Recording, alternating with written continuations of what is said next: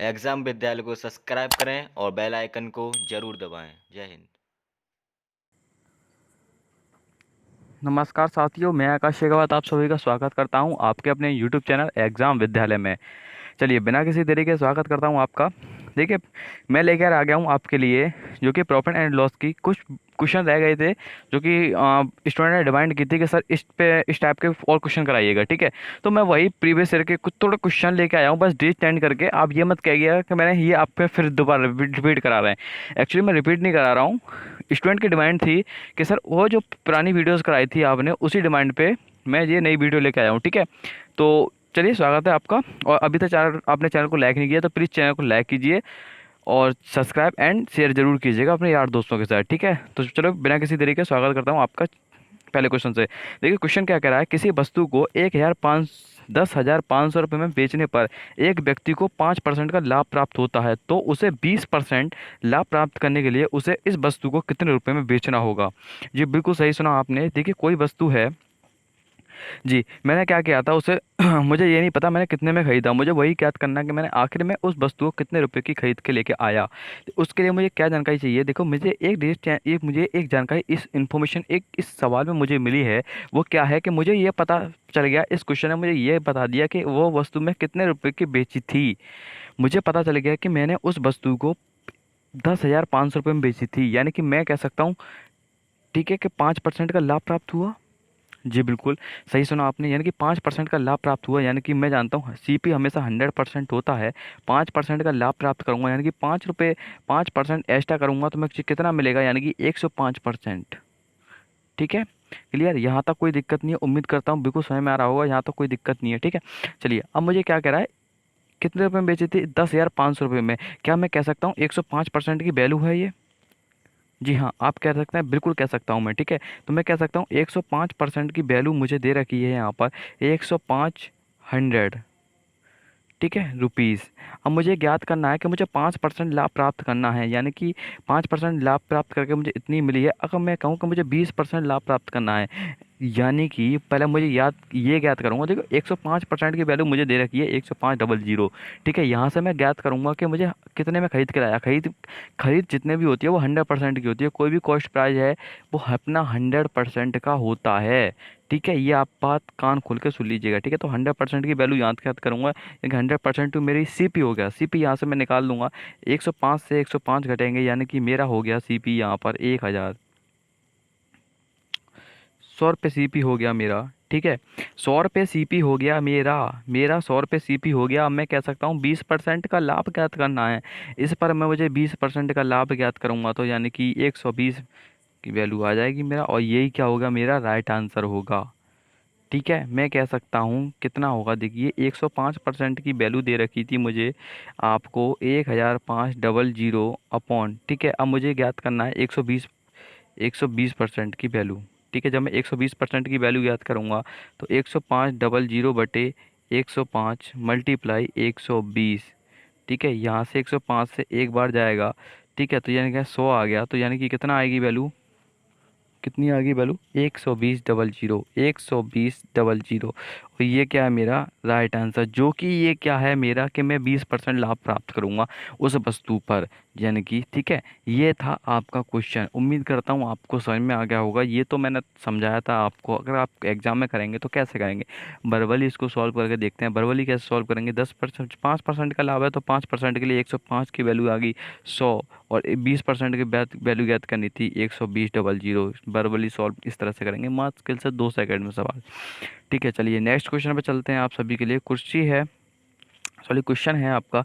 एक कुर्सी को क्या किया है मैंने, 30% लाभ पर बेच दिया। ठीक है, लाभ पर, और विक्रय मूल्य है आपका 25%। ठीक है, और उनका अंतर है 50%, 50 रुपये। तब कुर्सी का मूल्य बताइए मुझे। तब मुझे कुर्सी का मूल्य बताना है। देखिए कितना सिंपल है इस सवाल का आंसर। देखिए 30% का लाभ और विक्रय मूल्य का लाभ, यानी कि एक, मैं कह सकता हूँ दोनों की अंतर कितना आ रहा है, 5%। बिल्कुल क्लियर, बिल्कुल क्लियर। ठीक है, अब 5% की वैल्यू मैं लिख सकता हूँ क्या, 5% की वैल्यू, इसका अंतर यही तो दे रखा है मुझे 50 रुपये। तो बिल्कुल सही सुना आपने। तो मैं 100% की वैल्यू ज्ञात कर सकता हूँ। 100% के लिए इसमें कितने से मल्टीप्लाई करूँगा, मैं 20 से करूँगा। इसी प्रकार 50 में 20 से करूँगा तो 5 दूनी 10 और 100 यानी कि 1000 रुपये इसका राइट आंसर आ जाएगा। क्लियर? उम्मीद करता हूँ आप समझ चुके होंगे किस तरह से क्वेश्चन सॉल्व किए जा रहे हैं। ठीक है, देखिए कुछ नहीं है इन क्वेश्चनों में, दोनों का मुझे डिफरेंस ज्ञात करना है। डिफरेंस कितना है इसका? 5%। और 5% की वैल्यू ही मुझे कितनी दे रखी है? मुझे 50 रुपये दे रखी है। तो क्या मैं 100% की, जो कि मेरा क्रय मूल्य मैंने पिछले क्वेश्चन में ही बताया था, मैंने क्रय मूल्य कितना होता है 100%, क्या मैं 100% की वैल्यू ज्ञात नहीं कर सकता? जी बिल्कुल ज्ञात कर सकता हूँ। जब 5% की वैल्यू 50 है, यानी कि मुझे 5 से 100 पे पहुंचना है, तो मुझे कितने का गुणा करना पड़ेगा? मुझे 20 का गुणा करना पड़ेगा। तो इसीलिए मैं 5 की वैल्यू नहीं करूंगा, मैं कितने की गुणा करूंगा? 20 की करूंगा। तो 20 पंजे 100 होते हैं और एक डिजिट और लगा दूंगा जीरो की, तो मुझे कितना प्राप्त होगा? 1000 रुपया। ठीक है, इसी 20 अगले क्वेश्चन पे चलते हैं बिना किसी देरी के। ठीक है, तो क्वेश्चन है आपका, किसी व्यक्ति के किसी किसी किसी व्यक्ति किसी वस्तु को लागत से 15% अधिक पर बेचता है। किसी वस्तु कोई व्यक्ति किसी वस्तु के लागत मूल्य से 15% अधिक पर बेचता है। यदि उसने जितना भुगतान किया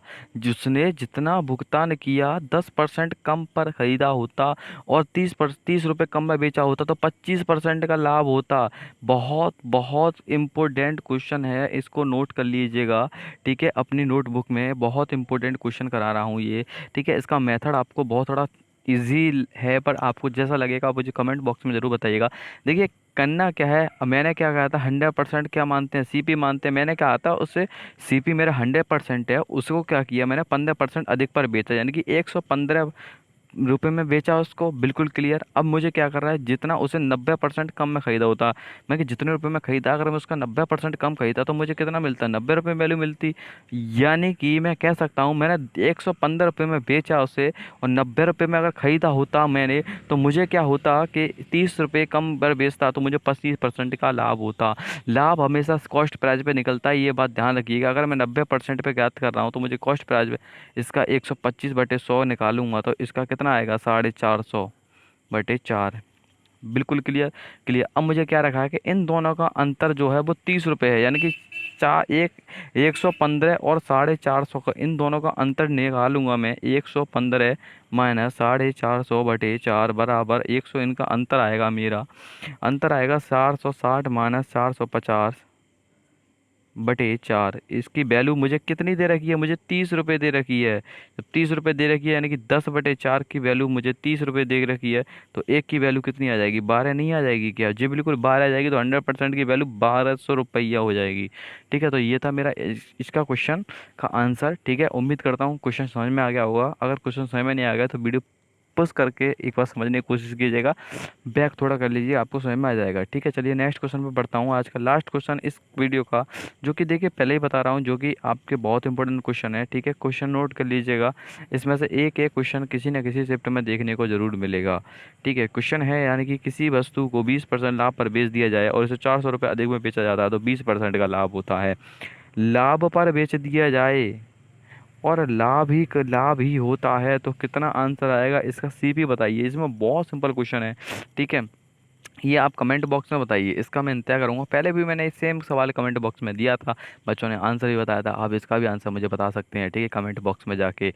चलिए इस वीडियो को यहीं समाप्त करता हूं, तब तक के लिए जय हिंद जय भारत। बने रहिए इस चैनल पर। चैनल को लाइक नहीं किया है तो प्लीज़ लाइक कीजिए, शेयर एंड सब्सक्राइब करना बिल्कुल मत भूलिएगा। तब तक के लिए जय हिंद जय भारत, वंदे मातरम, भारत माता की जय।